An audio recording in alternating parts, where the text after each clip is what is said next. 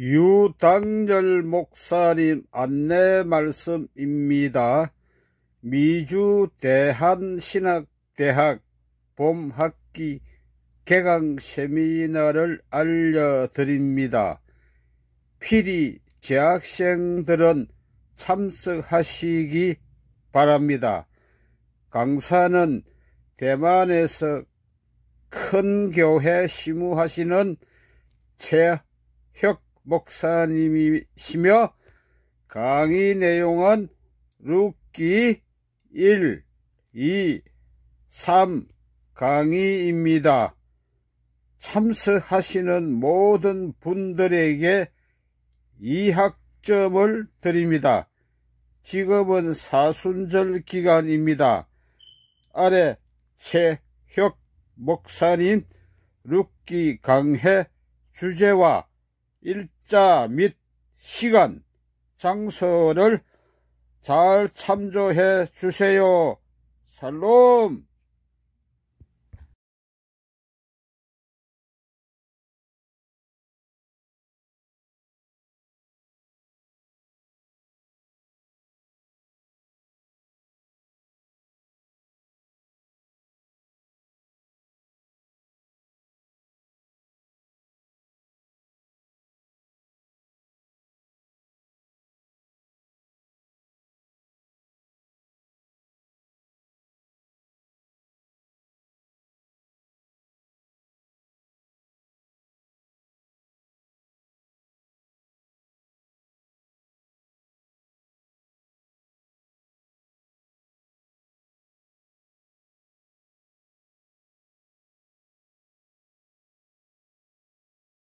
저희가 세미나를 했어요.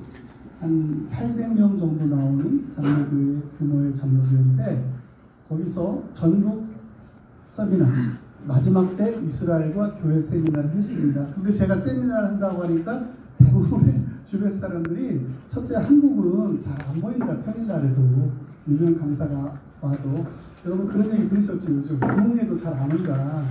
근데 전국 세미나에 누가 오겠냐라고 얘기했어요. 참 긴 소리죠. 두 번째, 이스라엘 주제를 갖고 하면 더할 온다.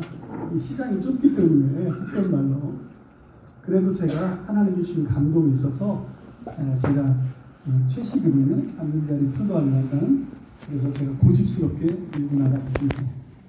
근데 무려 2박 3일 동안 마지막 때 교회와 이스라엘 주제로 했는데 신학자들 통합집, 백석집 여러 가지 구약학 교수들 다 모시고 했는데 무려 한 320명 정도가 등록을 했어요. 2박 3일 동안. 그리고 반 정도가 초교파적으로 전국에서 목사님들이 다 왔어요. 네. 그래서 저 깜짝 놀랐어요. 야, 오늘날 너무 감사하게도 이 한국 땅에 이스라엘이 열리고 있구나.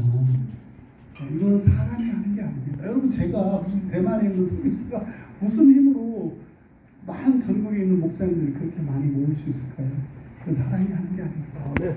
딱 한 문장으로 일축하면 때가 되었다 라는 것밖에 얘기할 수밖에 없었습니다. 그래서 2박 3일 동안 아주 은혜스럽게 마쳤어요.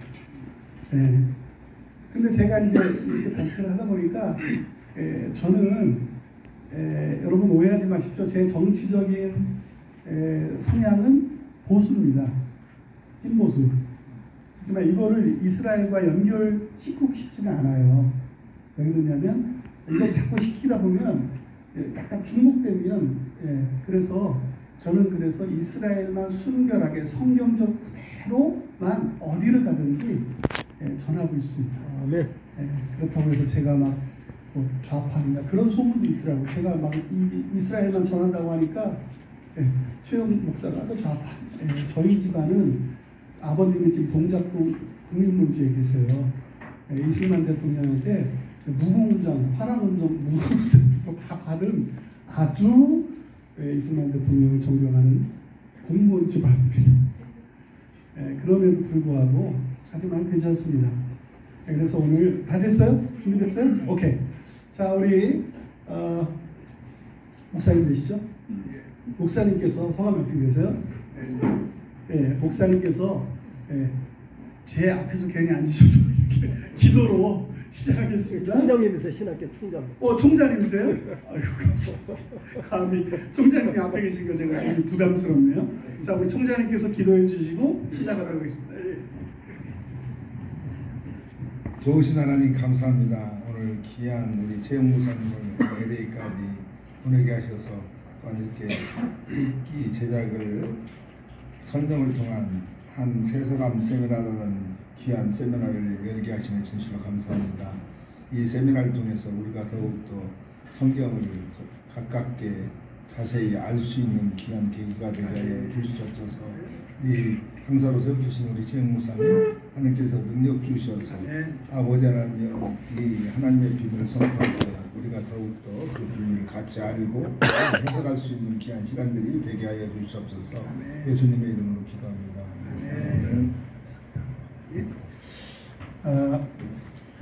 네, 잠깐요. 제가 진동으로 일어나서.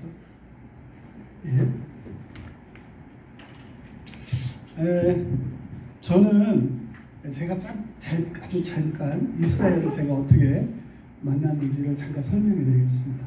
저는 모태신앙입니다. 모태 아시죠? 모태가 아니라 모태, 남모태. 모태신앙이에요. 모태신앙인데 한 번도 이스라엘에서 들어본 적이 없는 거예요. 한 번도. 그리고 이제 어찌됐든 저는 침례교에서 목사 안수를 받았거든요. 장경동 목사님, 김장환 목사님, 윤석정 목사님, 한국의 그런 교단에 속해 있는 저도 목사입니다. 저는 순복음교회에서 11년 동안 주일 성가대를 지휘했어요. 성가대.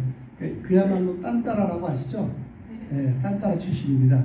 딴따라의 뜻은 돈따라입니다. 돈만 주면 다 가는 거예요. 지금은 신따라입니다. 무슨 뜻인지 이해하시죠?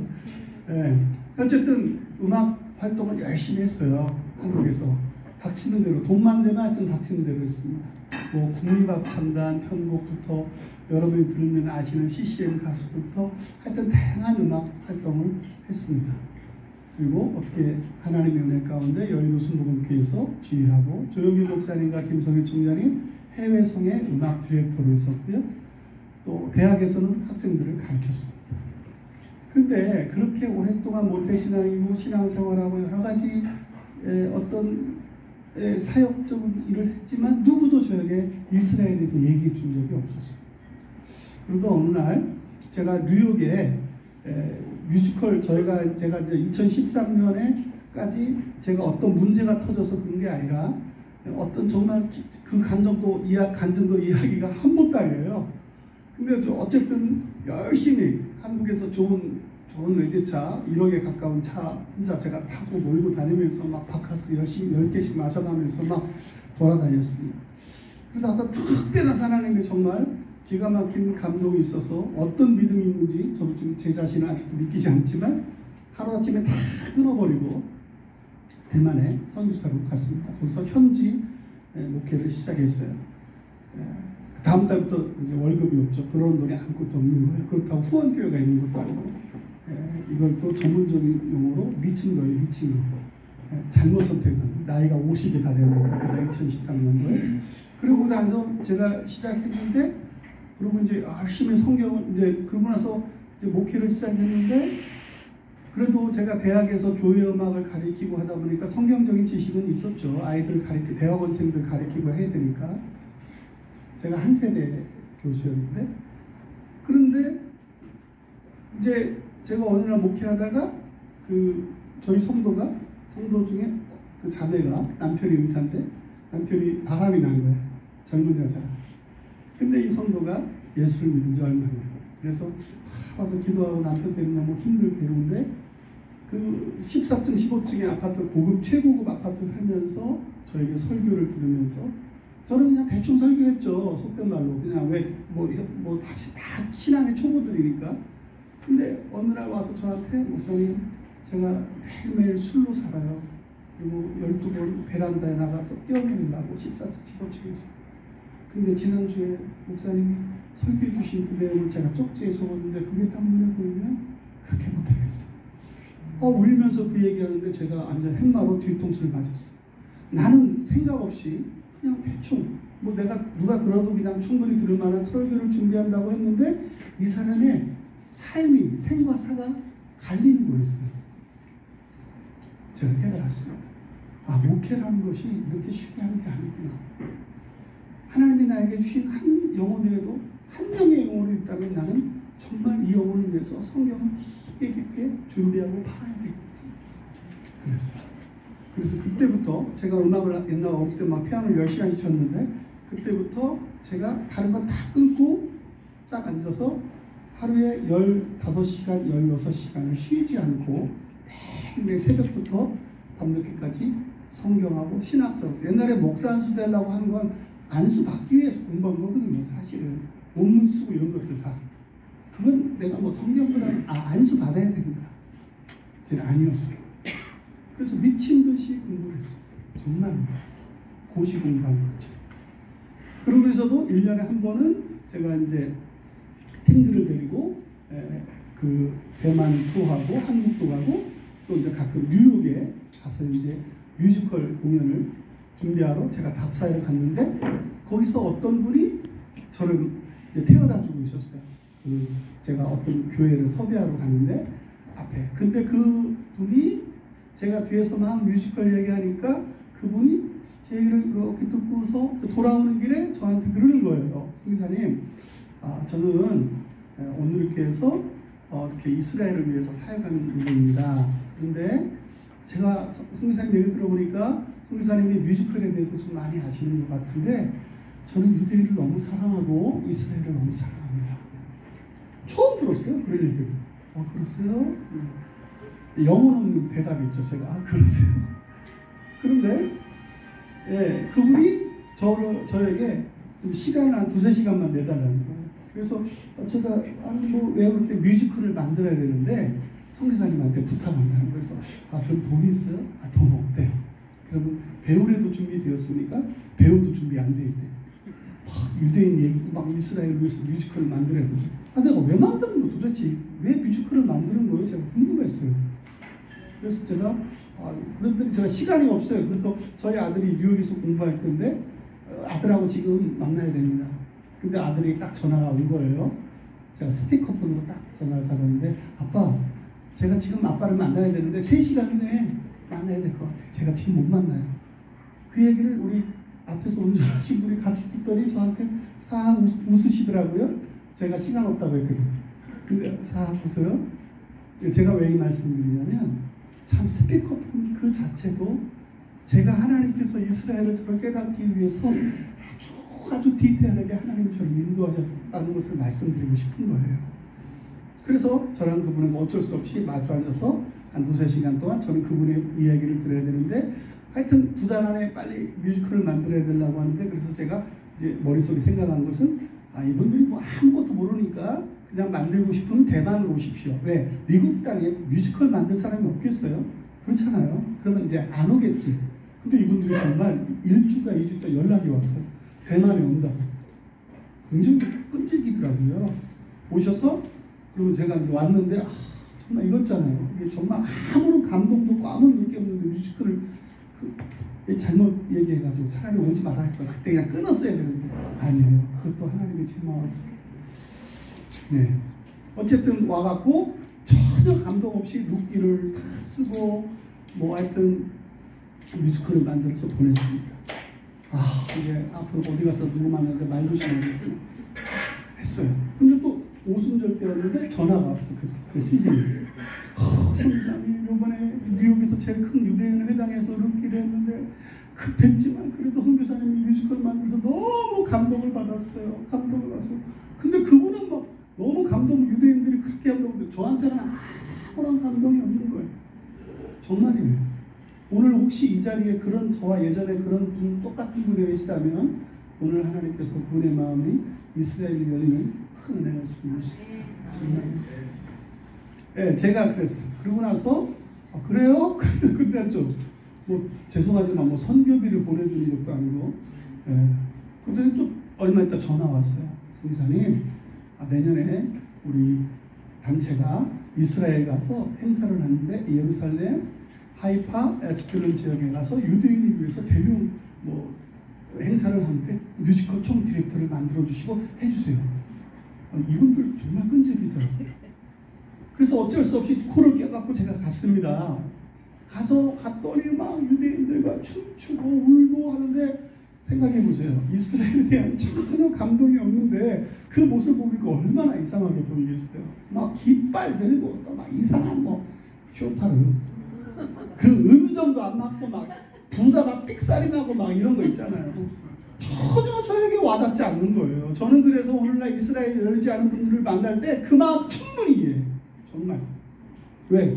나도 예전에 그 모습이 있었어요. 그래서 이제 끝나고 왔어요. 사람들은 박수치고 좋았지만 저는 아무런 감동 없이 왔어요. 그리고 나서 제가 참 때마침 그때 로마서를 우리 성도들과 함께 강의하고 있었어요. 제가 아까 말씀드렸잖아요. 이제 제가 선교사로 들어가서 정말 열심히 성경을 팠다고. 얼마나 성경을 팠는지 얼굴 반쪽이 돌아갔어요. 구하나사. 간경화가 왔어요. 당뇨하고 매일 앉아서 이것만 보고 있었으니까 급성 체질이 왔어요. 몸이 완전히 책 보다가 수년 동안. 근데 놀랍게도요, 로마서를 제가 이제 성도들하고 강의하는데, 여러분 바울 신학은, 우리 뭐 총장님 앞에 계시지만 바울 신학은 기독교의 모든 신학의 체계화를 시킨 신학이 바울 신학이에요. 그건 뭐 모든 신학자들이 동의하죠. 예. 근데 그 바울 신학에, 우리는 잘 아는 바울 신학의 또 반지 중에 또 다이아몬드가, 여러분 많이 드시잖아요. 들었잖아요. 로마서. 이 다이아몬드 같은 로마서. 그래 로마서를 강의하는데 바울이 이상한 모순적인 어떤 문장들이 있다는 걸 제가 발견했어요. 그게 어디냐면 8장이에요. 로마서 8장. 8장이 뭐냐면 바울이 이렇게 얘기를 합니다.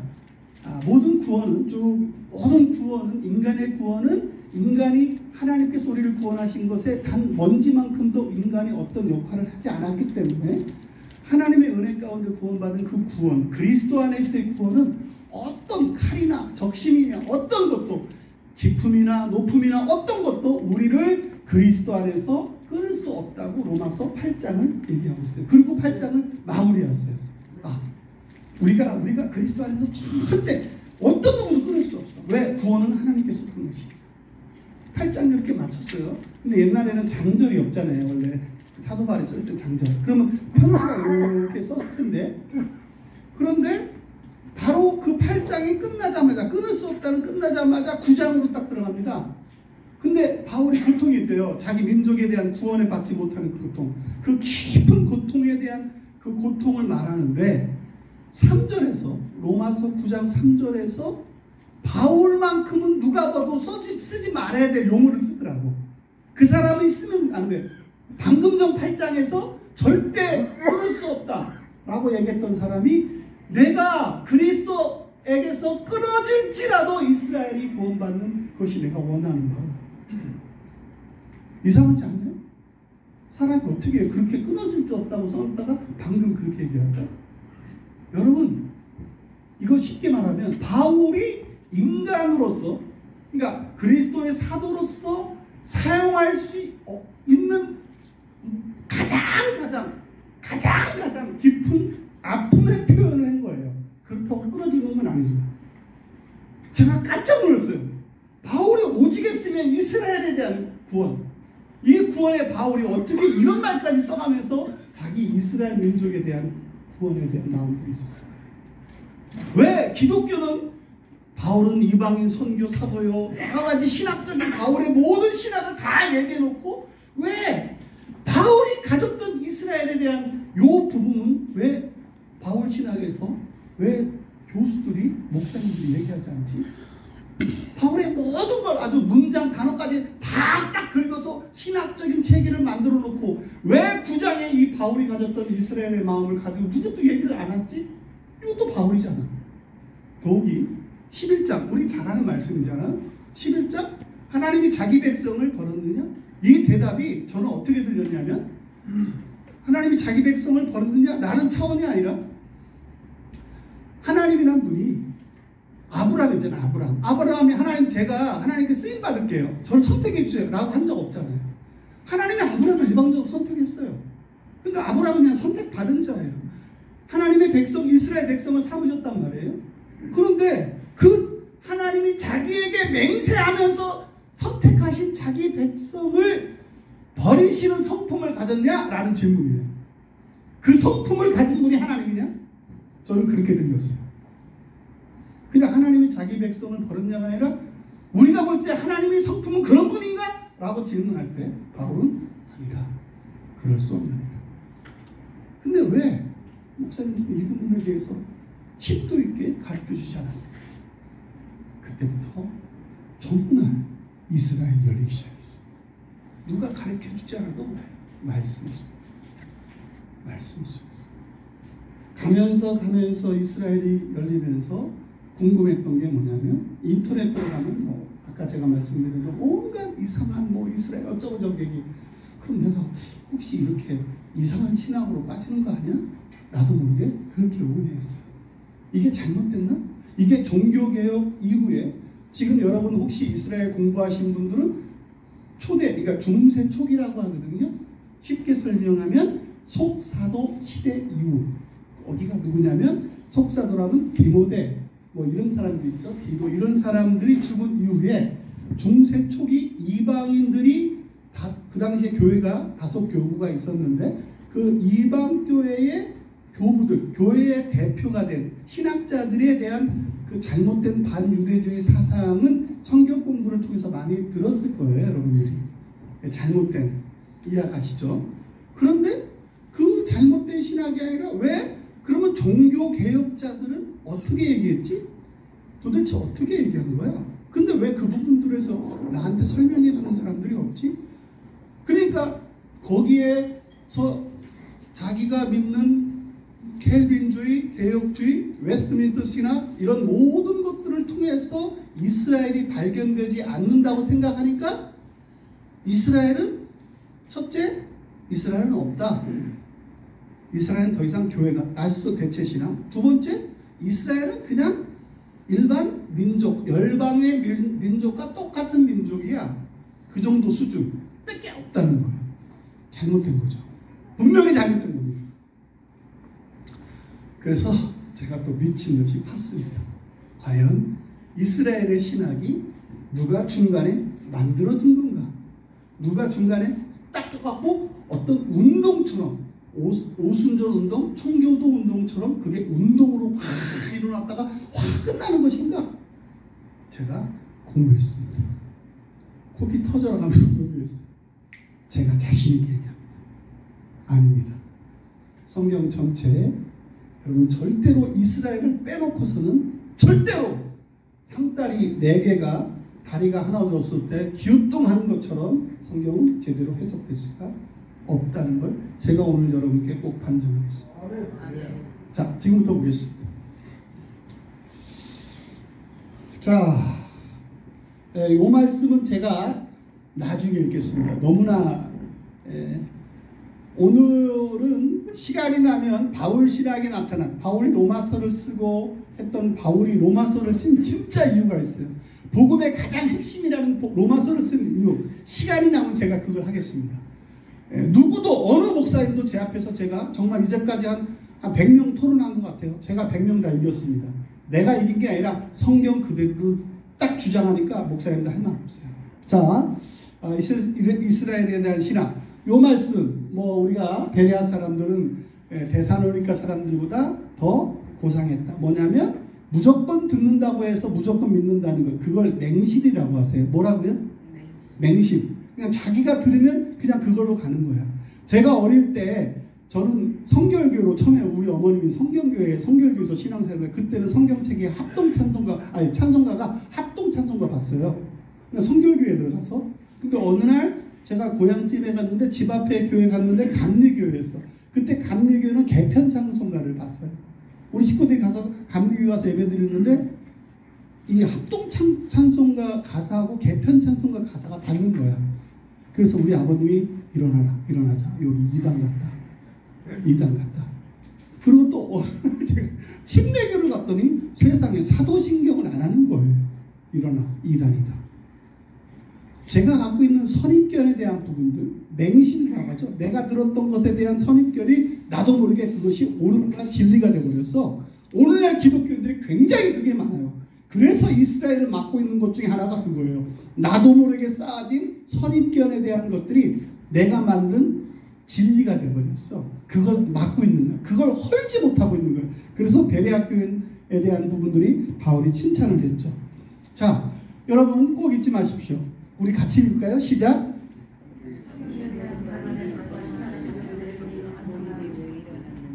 그 당시 어떤 일이 있었는지, 그 일이 또 왜 일어났는지, 그 사건이 역사적으로 어떤 영향을 끼쳤는지, 나는 그 사건을 지금 어떻게 판단하고 있는지. 여러분, 성경을 어떤 교리와 성경과 어떤 부분을 할 때 이 관점이 없으면 여러분 잘못하면 맹신됩니다.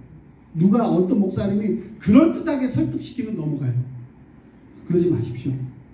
정말 초대교회 중세 초기의 교부들이 아무리 그 사람이 했다 할지라도 정말 그 중세 초기의 교부들이 어떤 말을 했는지, 또 거기에 왜 그런 사건이 일어났는지, 이런 것들을 잘 이해한 다음에 성경을 알아야 돼요. 그렇지 않으면 누가 옆에서 아무리 합리적인 설명해도 그래서 신천지에서 넘어가는 거예요. 사람들이. 왜? 그럴듯하거든. 조잡하거든. C.S. 루이스라는 신학자가 이렇게 말했죠. 사탄이 그리스도를 넘길 때 제일 좋은 방법이 뭐냐면 성경이다. 성경 갖고 딱 되면 넘어가 그냥 그 기독교인들. 아니에요. 성경 절대 그럽니다.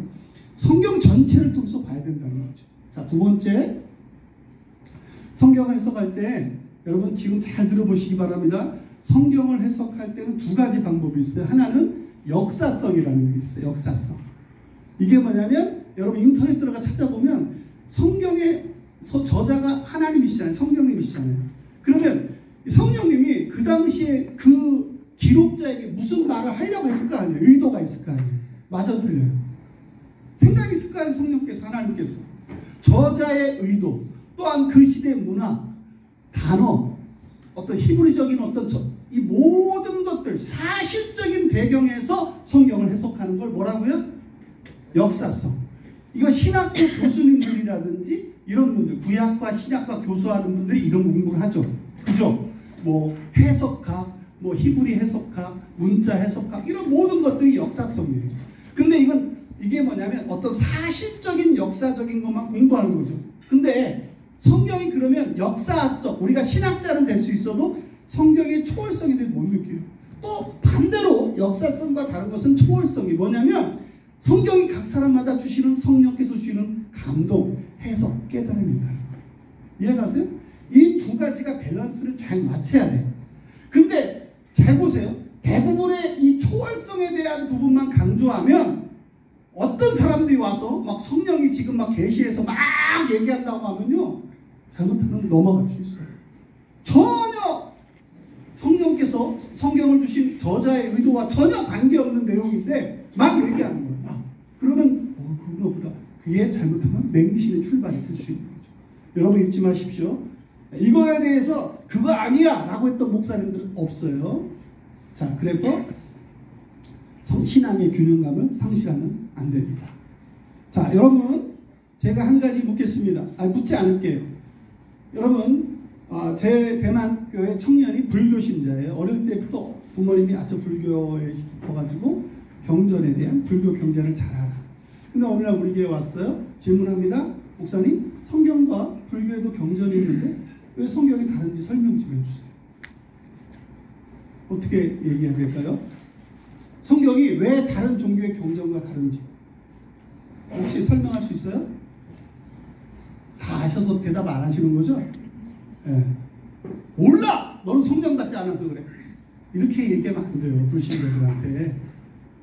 여러분, 반드시 중요한 것이 있어요. 다른 종교의 경전과 성경이 왜 다르냐? 여러분, 굉장히 중요한 일을 배우는 거예요. 뭐냐면 다른 경전들 다 보시면 그 모든 경전들은 과거지향적이에요. 역사성. 그러니까 어떤 종교의 창시자가 그때 돌을 닦다가 이런 걸 느꼈다. 그 사람이 그때 막 엄청난 깨달음과 그래서 이렇게 이런 말들을 남겼다. 너희들 스스로 이런 남겼다 이거예요. 과거로부터 돌아가서 그 사람한테 배우는 거죠. 그게 모든 종교예요. 이 경전. 뭐 8만 대장경 다 의미가 없습니다. 교훈을 줄 수 있어요. 바르게 어떤 도덕윤리죠. 근데 중요한 건 성경은 그게 아닙니다. 성경도 역사성이 있습니다. 근데 더 중요한 거 있어요. 여러분, 성경은 바로 이겁니다. 지금 보시는 단어. 이 단어가 성경에 기록된 예언들입니다. 예언의 숫자들. 그러니까 다른 경전에는 그런 예언들은 없어요. 성경은 예언서입니다. 그래서 약속, 신약, 구약, 하나님의 말씀이 이루어진다. 여러분 성경 볼 때 예언으로 본다고 생각하세요? 혹시 그렇게 생각합니까? 아니죠. 근데 얼마나 여러분 별로 안 놀라는데 이게 성경의 예언의 숫자들이에요. 이게 뭐 100% 정확한 게 아니라 제가 말한 게 아니라 이제 제가 곧바로 나오는데 이 사람이 얘기한 거예요. 예, 아주 유명한 바톤 페인이라는 사람이 성경을 그렇게 공부하니까 1239개의 구약, 신약에 578개의 예언들이 기록돼요. 근데 중요한 게 있어요. 여러분, 예언은 어때요? 예언은 그냥 얘기하면 끝나는 거예요? 뭐가 필요하죠? 그렇죠. 성취가 필요할 거 아니에요. 성취. 맞아요, 틀려요? 아니, 예언이 있는데 예언은 그냥 여러분 어떤 예언 은사들이 말만 계속 한다고 하면 그거 누구나 말할 수 있어요. 50대 50이니까. 제가 예언을 부인하는 게 아닙니다. 개인적인 예언을. 근데 성경은 기가 막히게 적어줬다는 거예요. 되나 안 되나. 맞습니까? 네. 그래서 앞으로 예언 받을 때 적어달라고 하세요. 네. 그러면 사인까지 거기다 해달라고. 여러분 그렇습니다. 네. 자, 그렇다면 성경에 어떤 것들이 기록되어 있나 예언되어 있나 네 가지로 정리해 봤어요. 첫 번째, 예수 그리스도의 예언이야. 초림과 재림. 어쩌면 성경 전체는 그분의 이야기입니다. 예수님에 대한 이야기. 맞습니까? 맞아요. 자, 두 번째, 이스라엘 민족에 대한 예언이야. 세 번째, 마지막 때에 대한 예언. 마지막 때라고 하니까 막 우리가 막 이게 아니라 복음의 완성, 성취, 하나님의 모든 그 인류 구원의 완성이 마지막 때라는 것이죠. 세 번째, 온 열방과 개인에 대한 예언들. 근데 1번하고 3번하고 4번은 우리가 대부분 교회에서 어찌됐든 들어. 근데 2번은 몰라. 근데 놀랍게도 이 1, 2, 3, 4 가운데 가장 예언이 많이 들어가 있는 게 2번이야. 근데 우리는 2번에 대한 예언들을, 이스라엘에 대한 예언을 몰라. 그러니까 이스라엘에 대한 예언을 모르니까 우리가 지금 상다리가 4개인데 이스라엘에 대한 예언을 모르니까 성경은 어떻게 되겠어요? 한 가지가 빠진 거야. 그것도 가장 많이 예언된 이스라엘에 대해서. 이렇게 된 거지. 근데 문제는 다 이렇게 되니까 자기가 지금 기울어졌다는 사실을 모른다는 거예요. 옛날에 저처럼. 옛날에 막 유대인 붙잡고 울고 막 기도하는 거 이거 왜 그래? 이단이야 뭐야? 이렇게 생각했던 저처럼 내가 기울어졌던 걸 모르고 바라본 거예요. 이해가십니까? 예. 자, 그렇습니다. 그렇다면 이 예언들이 각자가 도는 게 아니라 그것도 웃겨. 각자가 돌면 여기서 또 이상하게 종말론이 뭐 갑자기 극단적인 종말론이 나타나고 막 극단적이 된 게 아니에요. 여러분 성경 잘못 크게 돼. 요 네 가지가 유기적으로 잘 균형이 잡혀야 되는 거예요. 이해가십니까? 네. 그래서 예수님의 초림과 재림, 이스라엘 마지막 때 온 열방, 요게 그리스도 안에서 교회 안에서 제 기업이로 써놨는데 제가 나중에 시간 되면 기업이란 책을 한번 쓰고 싶어. 성경은 기업이에요. 기업에 대한 이야기입니다. 네, 기업은 다른 종교에는 전혀 없는 용어야. 기업은 아브라함 창세기 12장 15장부터 시작되는 땅과 혈통의 그 기업들, 그 기업이 그리스도의 복음으로 어떻게 되는지.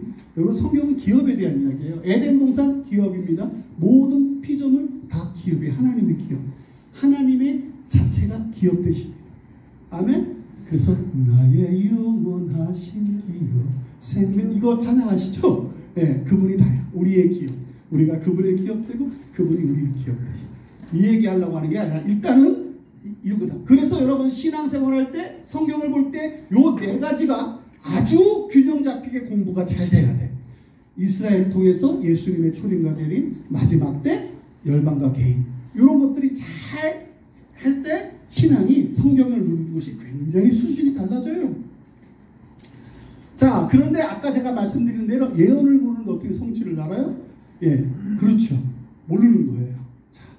자, 그런데 왜 그러냐? 왜 오늘날 목사님들이 잘 모르냐? 도대체 이스라엘을 잘 모르냐? 이 얘기를 말씀드리면 간단하게 뭐냐면, 기독교 신학교 딱 들어가면, 우리 오늘 이제 신학생들도 오셨는데, 들어가면 딱 된 그 조직신학인데, 조직신학의 뼈대의 모든 근간은 신학이에요, 신약이란 말이에요. 그러니까 구약에 대한 예언들, 이런 것들을 그렇게 취급을 안 합니다. 잘못됐다는 것이 아니라, 그렇게 됐다는 거예요. 물론, 짧은 시간에 신학생들한테 빨리 성경 전체에 대한 조직적인 신학을 체계화된 부분들을 설명하려는 건 충분히 하죠. 자, 그러다 보니까 목회자들이 설교의 비율이 10대 1이에요. 제가 한 게 아니라 모든 이 신학자를 리서치한 거예요. 그러니까 목회자들이 1년에 설교하면 10개는 신약 위주로, 1개만 구약 위주로. 다 그런 건 아니지만. 또 보편적인 이유가 뭐냐면 예언에 대한 현대교, 그러니까 구약의 예언과 지금 오늘날의 교회의 사역, 목회와 연관을 잘 안 져요. 확신하지 못해요. 이 성경 예언이 정말 이루어질까? 이런 확신이 없는 거예요. 두 번째, 괜히 예언 얘기하면 자꾸 얘기하면 우리 목사님 이상하게 이단적인가? 이렇게 얘기 들을까봐. 성도도 불편하고 목회자도 불편하고. 세 번째, 예언이 깊이 있는 연구가 필요해요. 정말 공부를 많이 해야 돼요. 예언을 하려면. 어렵다고 때문에. 그러니까 결과적으로 이런 것 때문에 제가 아까 말씀드렸던 이스라엘의 구약에 대한 부분들이, 예언들이 많이 빠져 있는 거예요. 목회자들이. 그러니까 목사님들이 무식한 게 아니라 그분들이 그게 아니라 어떤 기회가 없었다는 거예요. 기회가. 그래서 앞으로 오늘 우리 신학교에서 오신 우리 대신 측 장로교 목사님들 총장님 오셨는데 너무 감사합니다. 욕을 하려면 일단 뭐 잘못됐다고 와서 들어보고 일단 판단하는 거지, 얘기는. 두 번째.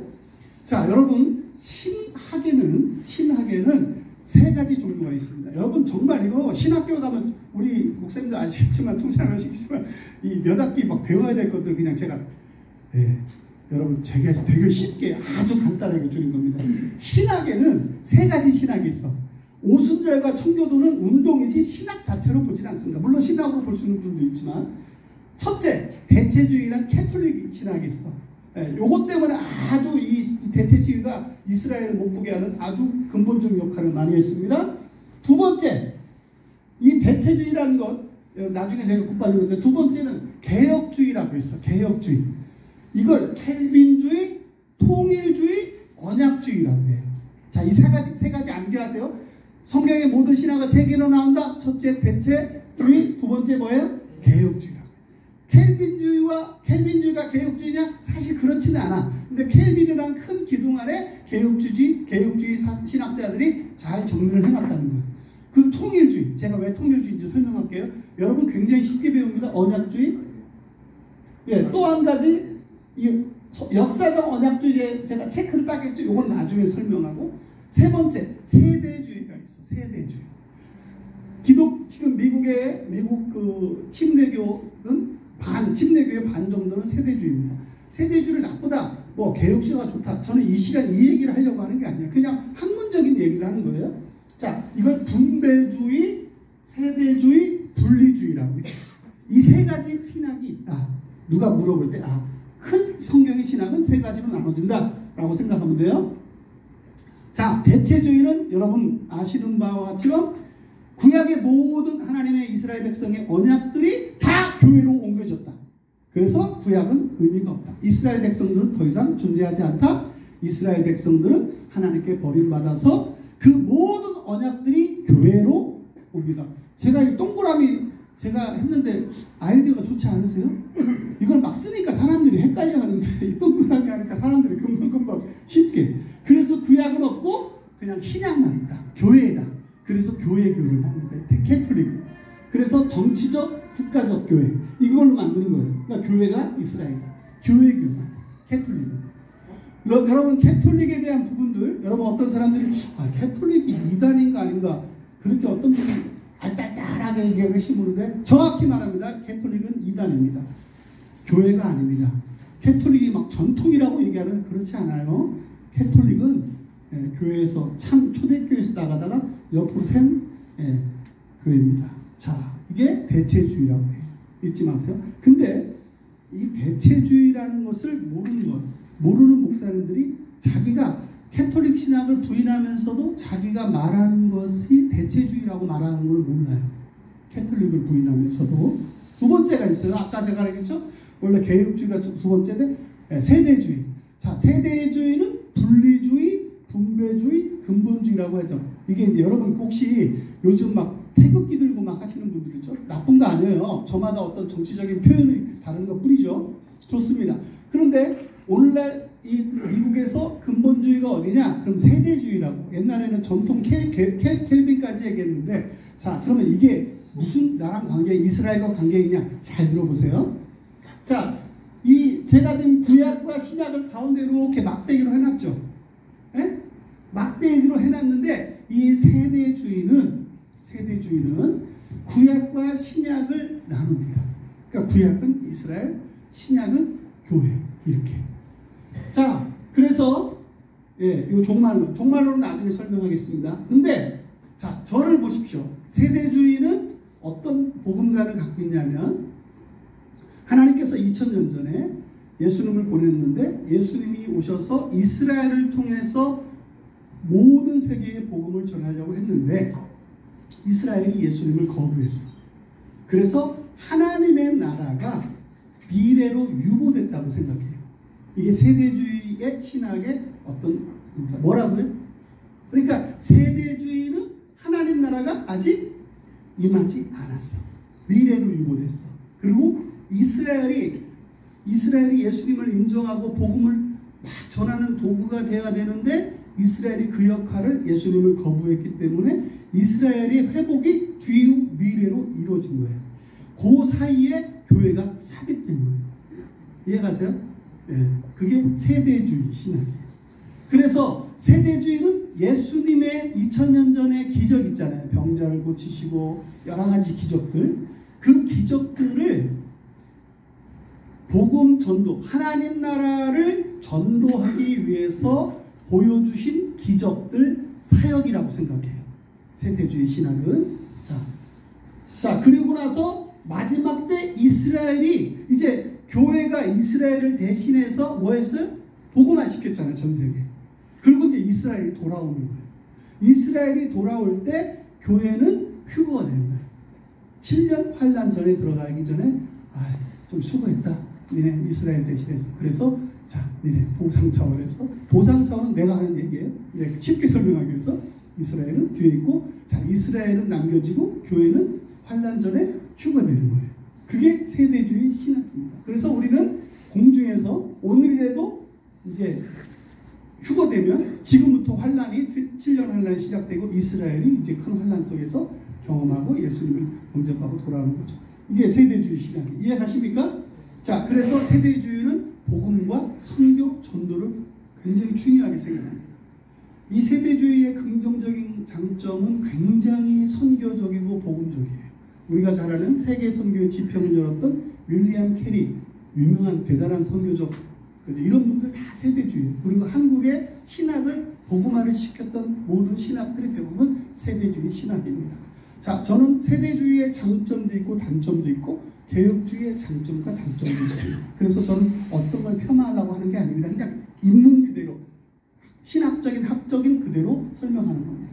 그래서 이스라엘을 아직 후반에 있고 교회에 있다가 이스라엘이 환란기에 들어가면 교회는 그 전에 휴거된다. 이게 세대주의 신학입니다. 자, 그러면 켈빈 개혁주의 신학은 어떤 건가?